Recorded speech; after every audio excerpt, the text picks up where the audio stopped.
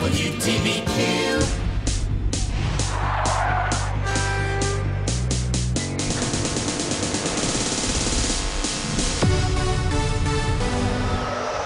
Good afternoon. This is Tony Abbatine coming to you live and solo from New York. Game On, our weekly show bringing you the best and the most provocative issues in amateur and professional sports. Today's topic, this is going to be a good one. We're going to have some parents hiding and running for the protection as we talk about the ultimate sports parent. We all have stories as coaches, as parents, as former players, that lunatic Little League coach, that out-of-control, maniacal soccer coach creating havoc on the sidelines. What can we do as parents, and what can we learn from some of the crazy stories that we've seen, even some of the personalities within the community that we've seen, and really trying to understand why exactly our children play sports and what exactly are they trying to learn from it. And without lecturing and talking about what doesn't make sense or what doesn't make sense, at the end of the day, there is no perfect parent as it relates to the whole sports component of this. But I think we would all agree that there are some characteristics that we look at and say, you know what, I can be a better coach, I can be a better parent, I can be a better fan, by a little bit of introspection and just really learning a little bit more about what exactly your child is looking to participate in. And let's start really as the parent as a coach. And in previous shows, we've made reference before on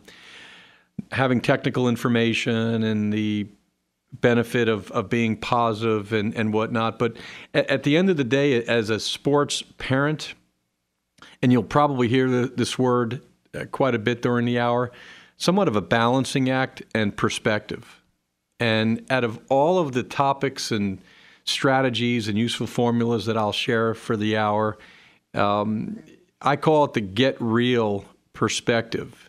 And by that, I mean the following. And we've all been there. Yours truly has been there back when I first started coaching, whether it's at the Little League level or when I coached in high school or in college. Just way too serious and maybe being way too intense for the younger age group. And yes, there are times in which our children need to be motivated. There's times in which they need to be encouraged. But there are probably more times when they just need straight out unconditional love and support to get them through that tough basketball game or to get them through a stretch in a softball or baseball tournament where they're struggling quite a bit. But really, the parents that are out there coaching their children, and I've said on many times, and I've been quoted, it's the best and worst of times. I happen to at times coach my son, and I happen to at times coach my daughter. And it's great. There's nothing better spending quality time with your child. But as those of you who have coached your own before, it's tough. It's the classic double standard. Your tone of voice at times changes when you're dealing with your own. You're overly critical at times with your own. Hopefully, playing time does not become an issue. And I'll tell coaches that come in for some of our coaching clinics that the best coaches who are coaching their own children, if somebody was watching the game, they shouldn't be able to know, or they couldn't tell who your son or daughter was. That's when you can really know that you've become the master coach, or I call it the master teaching, because the teaching part of coaching really is what it's all about. But it's a tough thing to do, and it sometimes becomes frustrating. But when you're coaching your own, you really have to watch tone of voice. You have to watch the timing of how you're speaking to them. They need to be treated the same way as everyone else that's on the team, and that's easier said than done. And I think the one thing that those of you that are coaching your own, get some feedback from some of the parents that are actually watching you run a practice. They're watching you in a game, and you might not want to hear what they have to say, but I think using some of the other parents as a sounding board certainly makes the most sense. Parents as fans, and this is where I think when we mentioned that the topic today was, are you an asset or an ass, if you will, to your child's sports performance? And think about the times in which you're going to games. And in fact, at some point, if you went to frozenropes.com on our national website, I put together for junior baseball about a year ago a sports parenting quiz. And it was actually, this is something that we give coaches all the time when they come in and visit us. You're watching a game and, for example, do you stand all by yourself out in the outfield because you're too nervous to watch the game? That's a major red flag that here you are watching a Little League or a high school baseball game, which in the scheme of things is not the end of the earth, and you have worked yourself up so much based on whether it's the outcome of the game or you're so concerned or have so much anxiety about your son or daughter's performance that you have to be by yourself.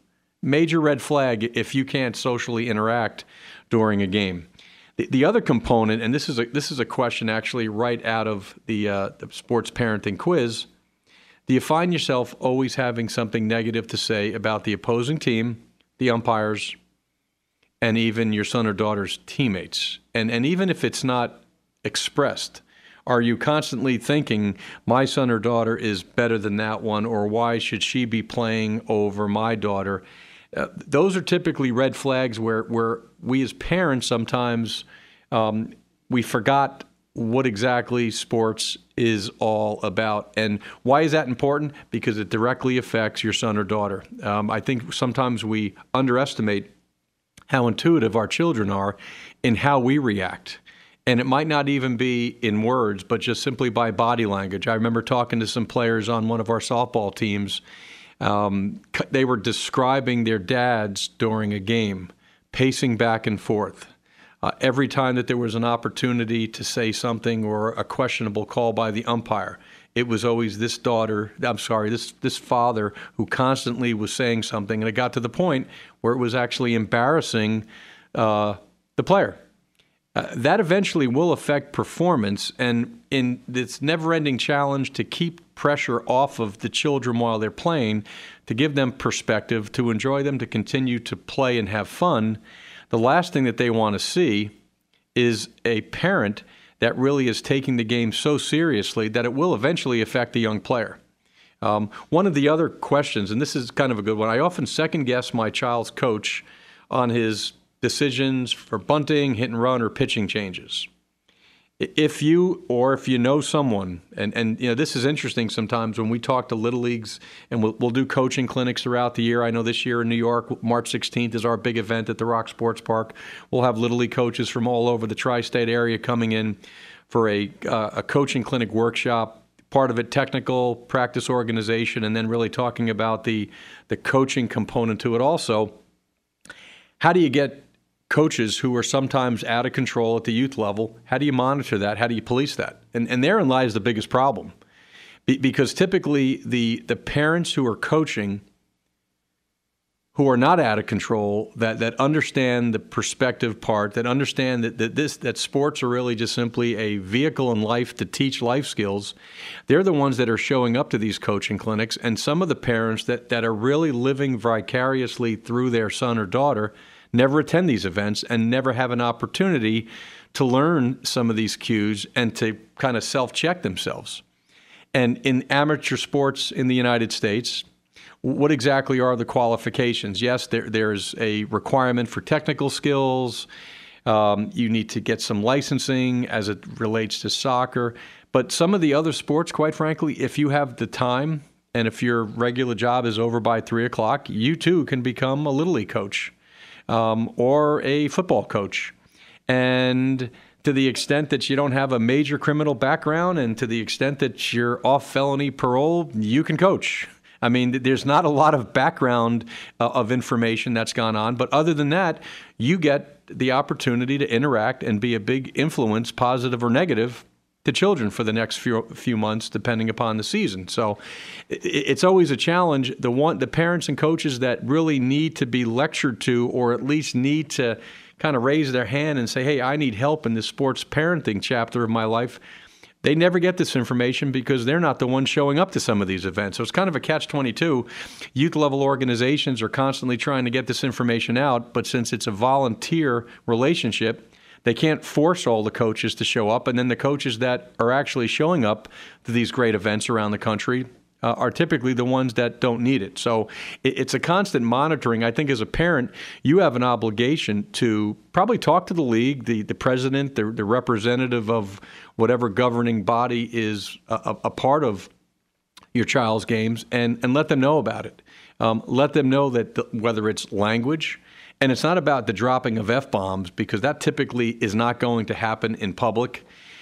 When you have the out-of-control coaches, using language like that, it's typically in the dugout or out in right field where nobody can hear about it. But I'm just talking about just body language or a tone of voice that you believe as a parent is counterproductive to your son or daughter enjoying themselves and having fun.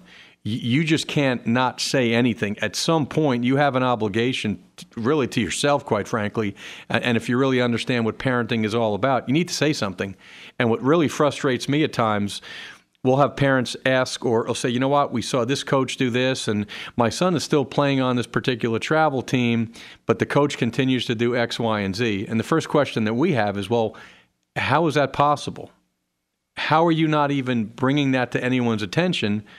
Or why is your son or daughter still playing on the team, whether it's soccer, football, or baseball, when they're being subject to language and a tone of intimidation that, if anything, is going to make their enjoyment of sports even worse as they get older? So it's not about the parents just, well, there's nothing I can do about it, he's the coach. That's unacceptable.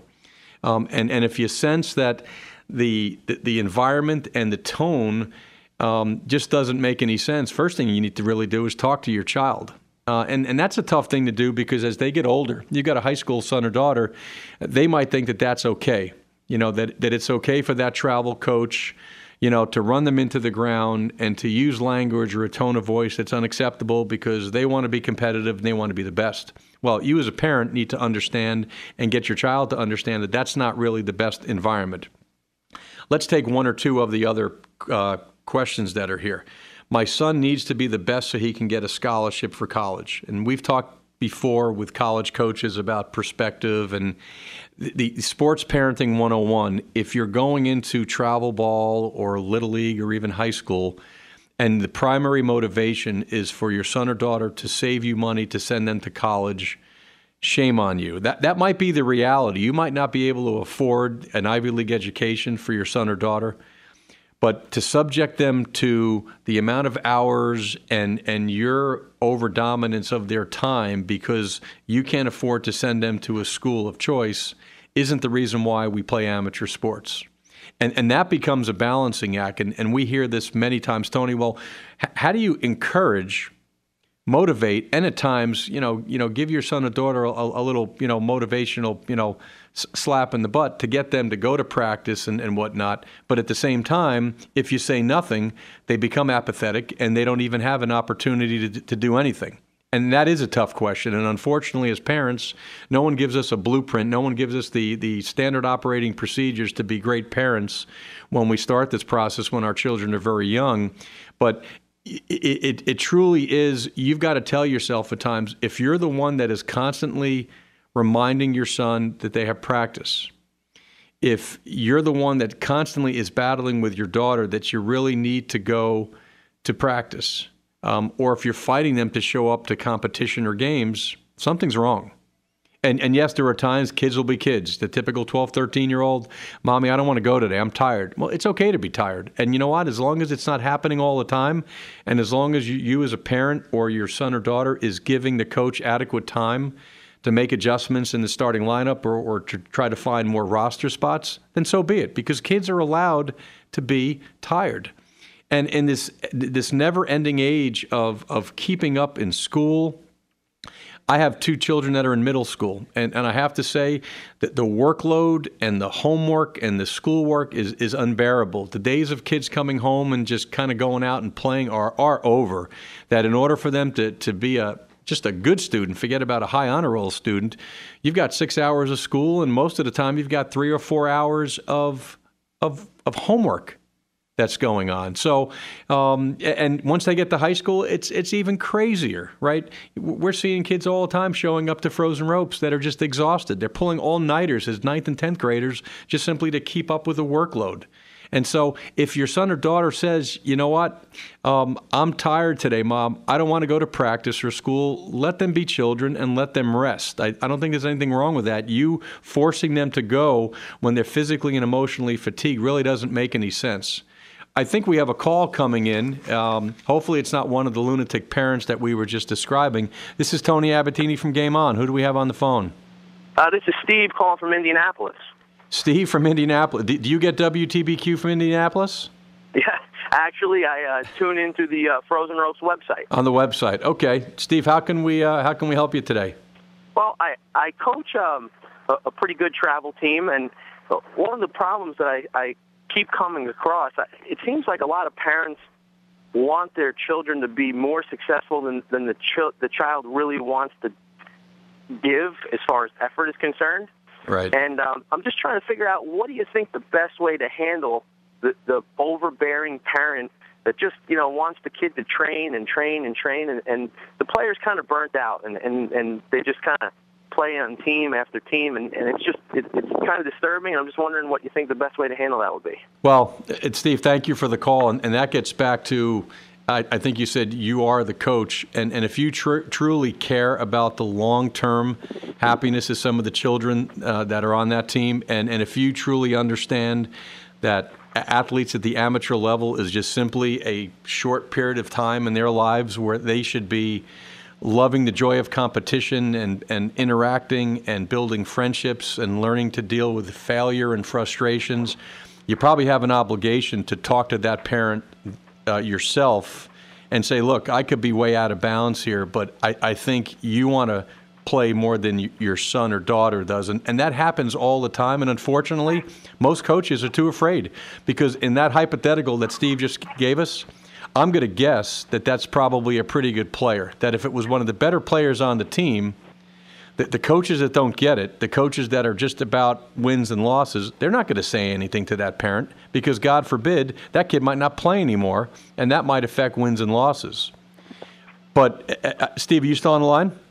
Yes, I'm still here. Okay. Well, what I'd like to do, I don't know how old you are, if you have children yourself, if you truly believe that player is getting burnt out, and it's interesting when you talk about the whole burnout syndrome, and there's some classic symptoms that you'll see many times, or at least if you're starting to see an increase in fatigue, or they're just tired all the time, irritability, sense of apathy, decreased confidence level, the participation in coming to practice earlier or staying later is starting to get diminished.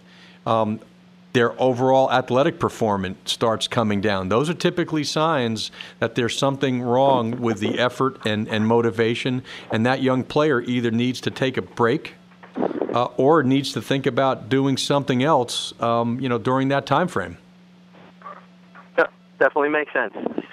Steve, thanks for the call. And, it's interesting, the whole burnout syndrome, and when do you rest? That seems to be the other big challenge now, that in the day of travel soccer and travel cheerleading and travel softball, there typically is never an off season. So when do children get to be children, which kind of begs the question, whatever happened to playtime? Whatever happened to go out in the neighborhood and play from 3 o'clock until your mother called you to come back inside because it was getting too dark? Those days are over. And those of us that think that, well, it'd be great for kids to be the way we grew up, outside, not a care in the world, you'd be playing, there were no parents involved at all. That's not happening anymore. And because of that, everything that children do now is structured. There is no playtime. I made a comment the other day at Frozen Ropes, man, I got to go put my play clothes on. And the two teenagers looked at me and said, what do you mean play clothes? I said, the play clothes, the clothes that you put on after you come from school, you got to go outside and play. Children these days don't even really understand what unstructured playtime is, because they don't have the opportunity to do it anymore. And once 3 o'clock comes, the family daytimer says, I've got tutor, I've got AP science, I've got travel practice, and then I've got to head over to the library for my tutor, and then I'm going to do travel practice for my other team. It's gotten to the point and this is just my opinion, that it's too much. And yes, the overmotivated child that wants to practice all the time, I think that's great, but I think that the parents need to really at times be the tough love and say, we're going to stop. We need a break. You can't do it 7 days a week. And this really gets back to even the players that are good. And we've got several players, at the Rock Sports Park right now. You've got baseball players, 2 in particular, without mentioning their names. They're going to be drafted in the Major League Draft this June. I mean, these are going to be young men that are going to live a dream possibly, and they're going to get a phone call sometime in June from a major league team and say, congratulations, you've been selected in the 2nd or 4th or 5th round by the New York Yankees or the Boston Red Sox, and they're going to have a chance to play professional baseball. But even in that situation, and that's the 1/2 of 1% of the children that we see participate in sports, they're not there 7 days a week. They get it, and more importantly, their parents get it. They're playing basketball. They're cross-training. We have one of them going and participating in yoga classes, right?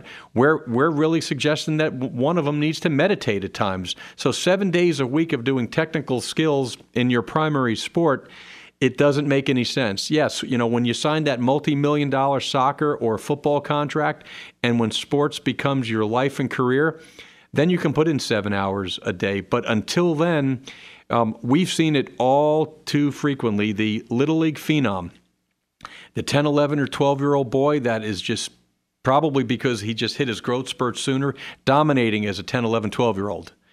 And all of a sudden, the parents think, you know what, I've got the next Mariano Rivera. I've got the next Jessica Mendoza. And all of a sudden now, all of the family time, family vacation stops because they're constantly working the whole family around travel ball and tournaments and whatnot. The parents have lost perspective because they sense that they might have the next one. And unfortunately, that young man becomes 13 or 14 years old, and his body changes. He's got different interests. For 4 years, he's been told, you need to do this, you need to do that. The fun factor has been eliminated from the game. And at 15 years old, he walks away from the sport that he truly loved and maybe had an opportunity to continue to play in high school and college. But because it was just such an unbearable task for him to use it and look at this sport almost as work, they walked away. So the burnout syndrome, and you typically see that 13 and up. That's when we'll start seeing the warning signs for that.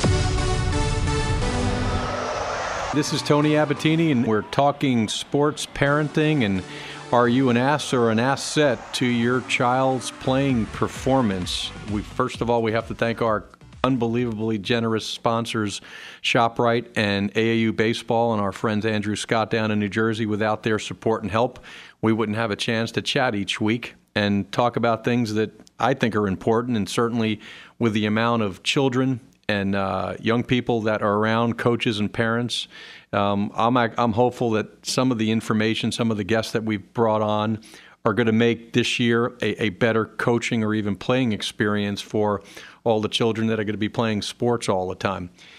Before the break, we talked about the whole balancing act and the burnout syndrome. And here's the tough part, and I don't have the answer for this one. I'm hoping that whether it's text, email, I know during the week we took quite a few emails from frozenropes.com, parents asking particular questions on, I've got my 16-year-old son and he's doing this or he's doing that, with some helpful hints and whatnot. And I was actually able to help and provide some opinion and feedback during the week. But you've got a son or daughter that's pretty good.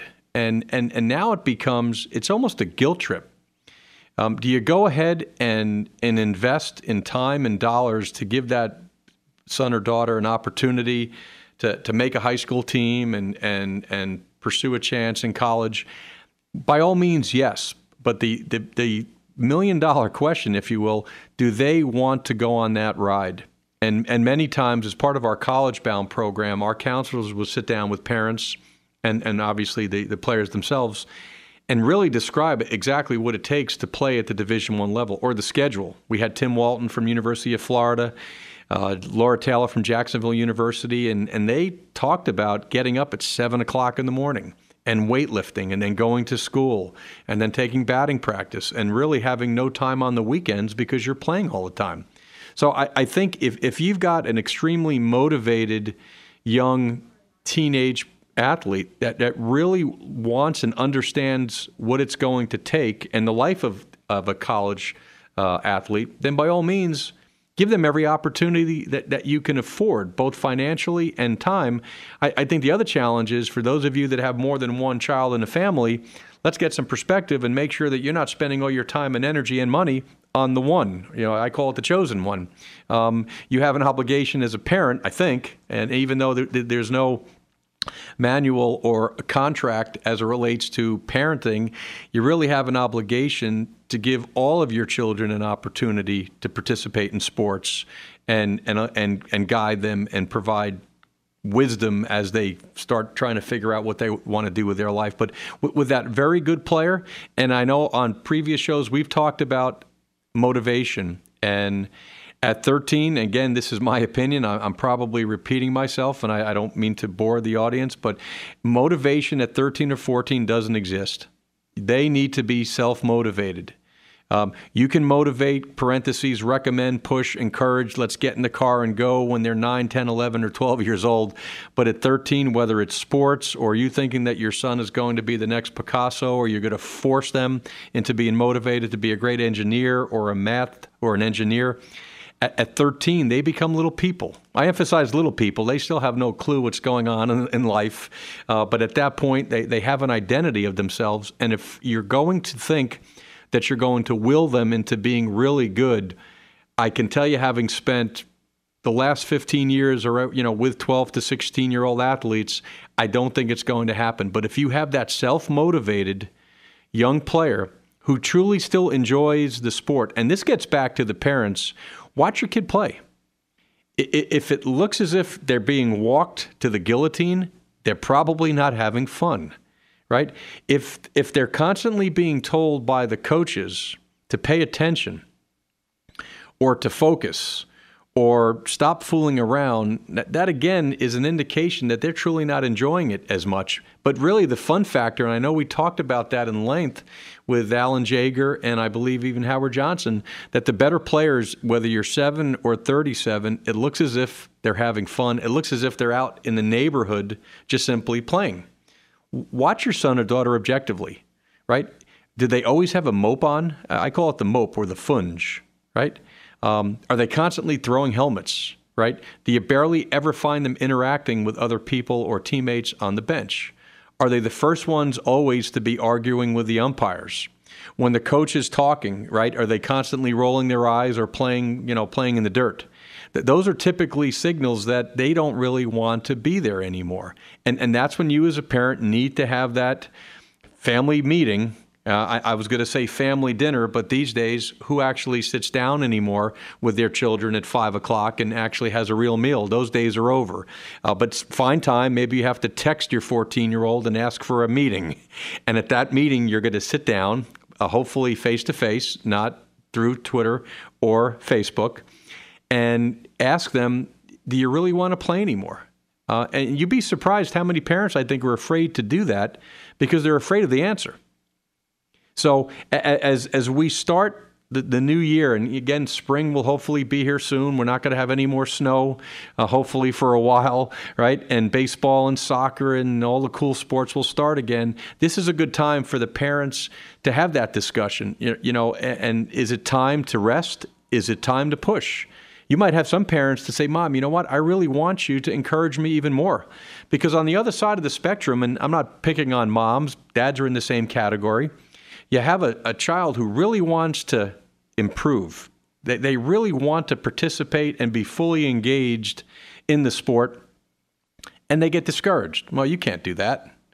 No, you don't need to practice anymore. No, you don't need to go outside and play on your own. That sometimes I think that's even worse than the overbearing parent that's pushing little Johnny to do everything. So, on a scale of 1 to 10, as a parent, find out where you are. That balancing of encouraging and supporting becomes crucial. Some parents need to encourage and support even more.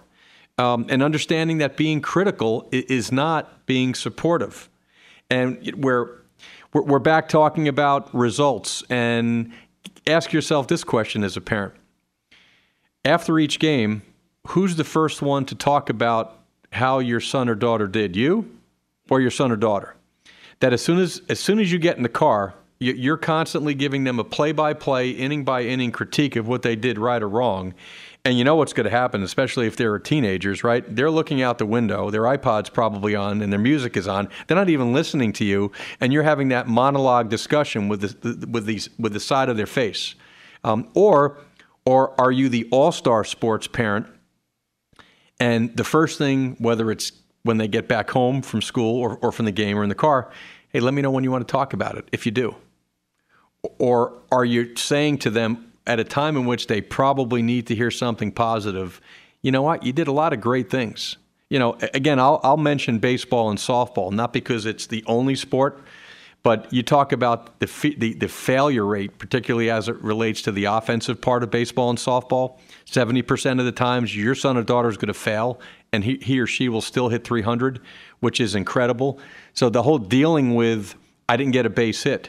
You as a parent need to continue to preach process, right? And not be so result-oriented with your discussions with your son or daughter, even after the game or even during the game if you happen to be a coach. Hey, you know what? You had a good ball to hit that way. You put the ball in play 4 times that time. Hey, you made a great attempt on that fly ball that you couldn't get to. That's great. Those are the things that the young players, especially the younger, the more you need to couch that criticism or comment in a very, very positive way.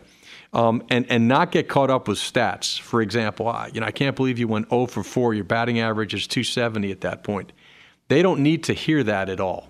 And even though you can certainly be critical, I think what needs to be done, and we call it the Oreo cookie rule at Frozen Ropes, right? For every comment or constructive criticism, and we'll call that the white part of the Oreo cookie, you need to surround and make sure soon thereafter you've got some love and support and some positive, okay? So anytime that you're presenting something that you think might be perceived as being critical or a comment, you start it with, hey, Billy, you know what? Your effort was unbelievable today. That catch that you made out in the outfield was tremendous. I think that one at-bat that you had, looks like you really weren't paying attention at the right time. But you know what? On your 3rd and 4th at-bat, you were so locked in and you got a great pitch to hit. So in that 40-second observation that I just made to that player, I said 2 things that were positive, and I said one thing in the middle that hopefully the student understood, and they were not going to be so defensive about it that it actually might mean something to them. And I think the parents, right from the get-go, and you're hopeful that the coaches certainly are applying some type of Oreo cookie formula, that positive praise, and especially the younger they are, they're not going to respond, generally speaking, to the intimidation and being overcritical. And yes, there are some 14 to 18-year-olds that is the best way to get them to do things that they want to do. All of us have children. They all have different personalities. As a great parent, we need to learn how to press the right buttons, if you will, with our children. And as great coaches, as great teachers, we need to hit the right button. Who needs more hugs and who needs, at every once in a while, a look or a tone of voice that'll get them to realize that their effort at this point is not acceptable. But typically, the younger that the players are, the more that Oreo cookie and positive becomes a much, much more effective way in dealing with it. The other issue that you'll see many times is how the parents themselves are reacting to the games. And we mentioned before about the umpiring, and if you're constantly, you're out in the outfield, okay, we get it. There are some moms that just want to go out in the outfield and want to watch for the sake of watching or to work on their tan and not be bothered with all the other moms that are at home plate yapping away and criticizing. And there are some parents that just like watching the game by themselves. I'm in that category. I mean, most of the time when I go watch a game, I like watching from the outfield because you can see so much more. And you don't kind of get caught up with all the talking and chattering that goes on. But no matter where you are, if your son or daughter can hear your voice all the time, not a good thing.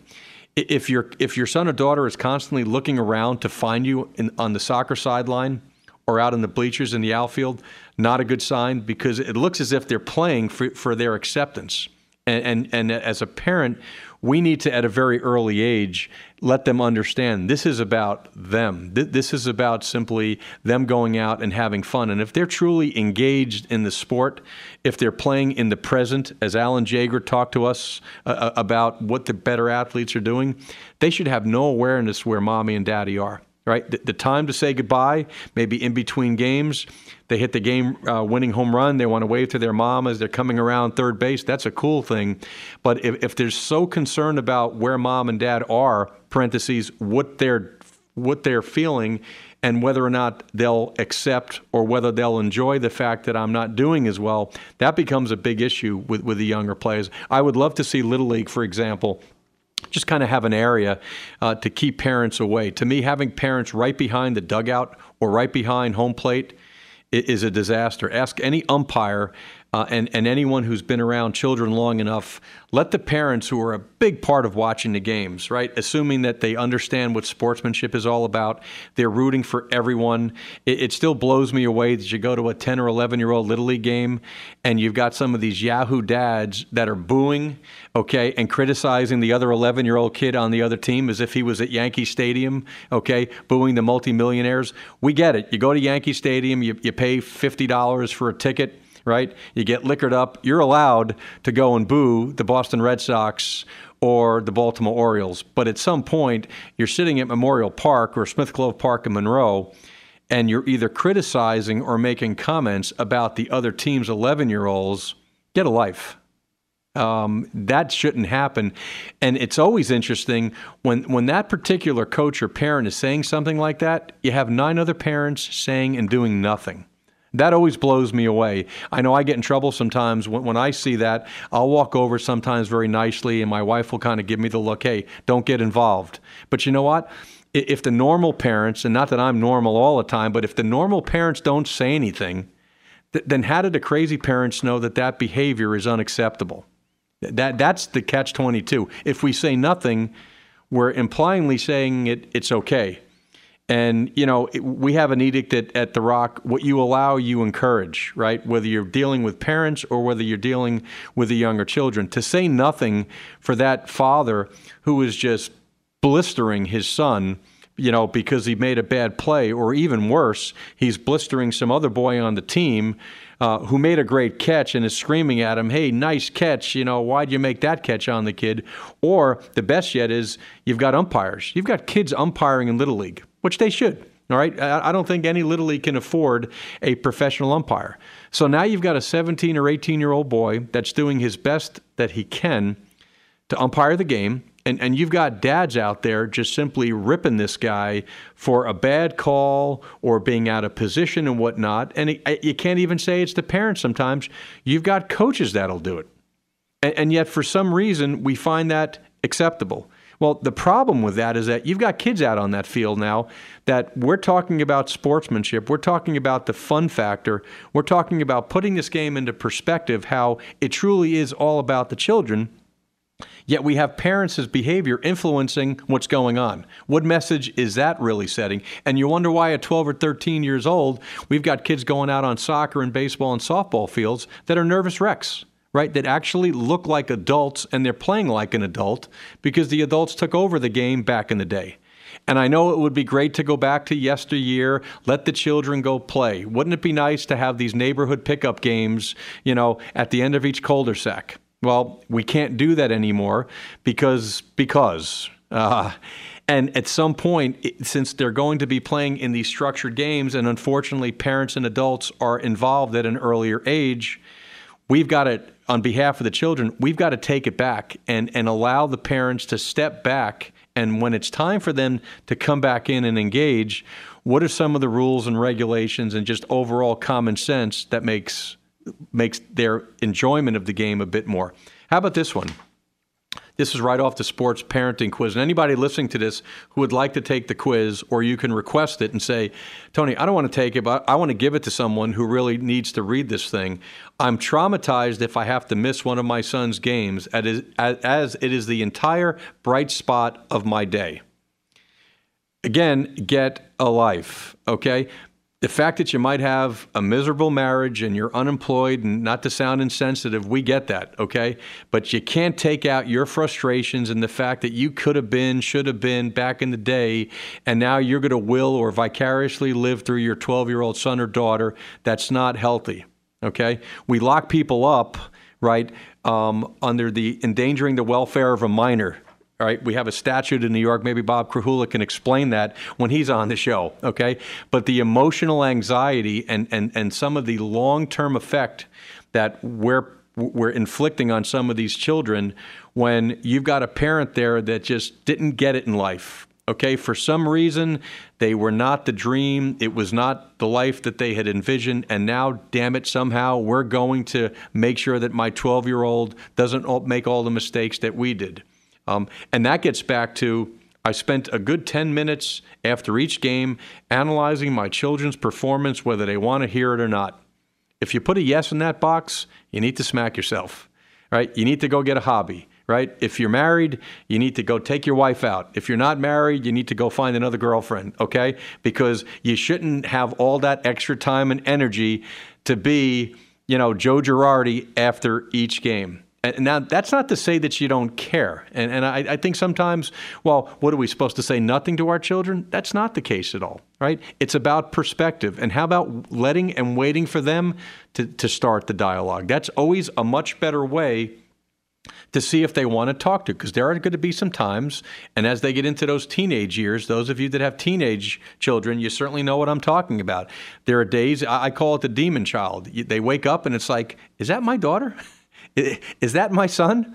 Sometimes they just don't want to talk about it. And at times you need to disengage and say nothing. I need to head over to the dugout between innings to tell my son or daughter what to do. If you said yes to that one, either coach the team, self-school your child because you don't trust anyone else, right? Or move somewhere else where you can just be the only person, the only adult that ever interacts with your child, right? That should not happen. If you're not going to coach, and this gets back to soccer and Little League, they would love to have more volunteer coaches. But if you don't raise your hand, if you don't take the time to go and get licensed in soccer or attend the meetings for being a Little League coach, then don't go now once the season starts and pretend you're going to coach your child or coach anyone else on the team. That's typically not fair. And again, does this behavior pertain to all of the people that we watch, all the parents? Absolutely not. If I had to put a percentage on it, most of the parents get it. Most of the parents that are going to be watching their children, most of the moms and dads that coach their children, they get it. They understand that their responsibility, their primary responsibility in coaching at the amateur level is to create a safe and nurturing environment, teach them technical skills, physical activity, right? Making sure that kids are getting a good workout. We certainly had our nutritionist friend from ShopRite, Melanie, talk about obesity issues. There's so many wonderful things that should and are going on at the amateur level in sports, and most of the parents and coaches get it. But I think the challenge is, how do we become better parents, right? Which at the end of the day will probably give our children a better experience. And again, not that they're going to be playing at the major league level, but really, if you think about it, and this is something the parents that are listening, what is the end game? Why exactly do you want your children to play sports? And that's something, maybe have a conversation with yourself, your spouse, but at the end of the day, can you articulate, write it out, and ask yourself, why do I want my child to play travel soccer? Why do I want them to play competitive volleyball?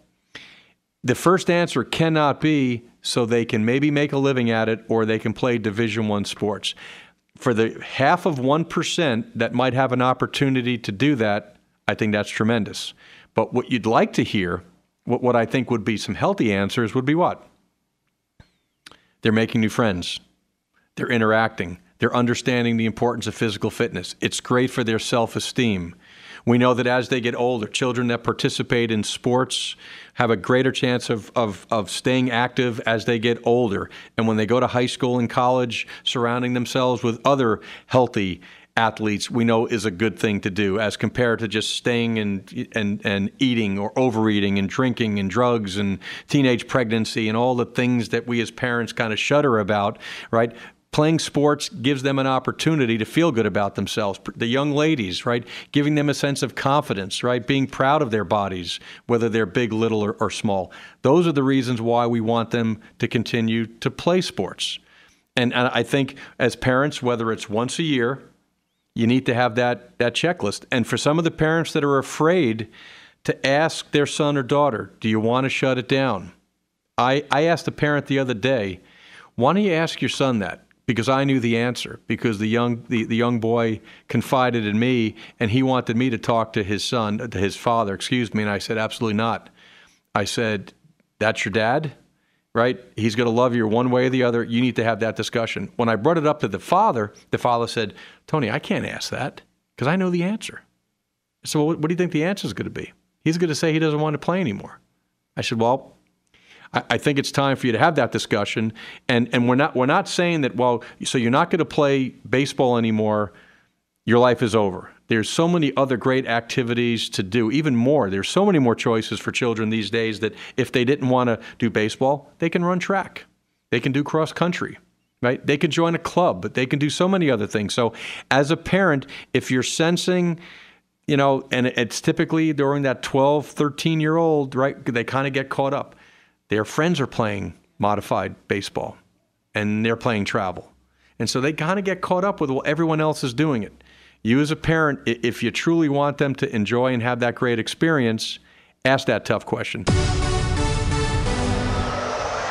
So we've talked about how to be the ultimate sports parent, and for those of you that really understand your role in your child's athletic career, great. Congratulations. You get it. Continue to spread the word. And the next time that you see some behavior, especially if you know the person, not certainly without not embarrassing anyone, but again, I get back to what you allow, you encourage. If you're coaching and you see the parent that is starting to, I call it, you're starting to see some of those red flags, you need to say something about it. You don't embarrass them. You don't say it in front of their child, but at some point, to me, it's one parent at a time. And again, the majority of the parents get it, but those that are still in that danger zone, you need to say something about it.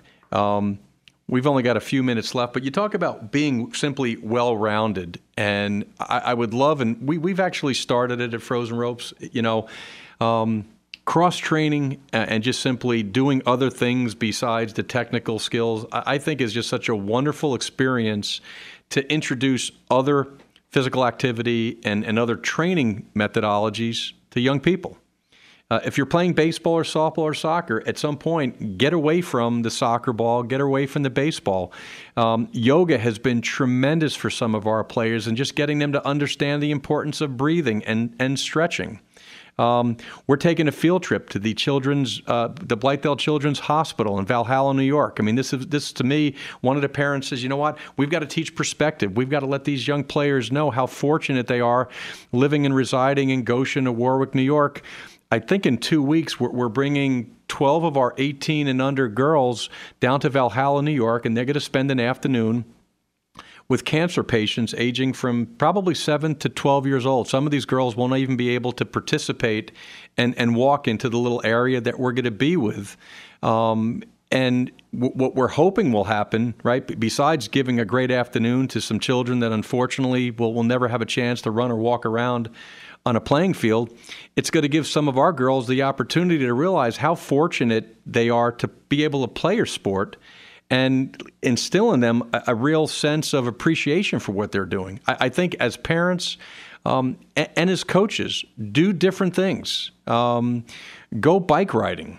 Do something outside the sports. Go play tennis or badminton.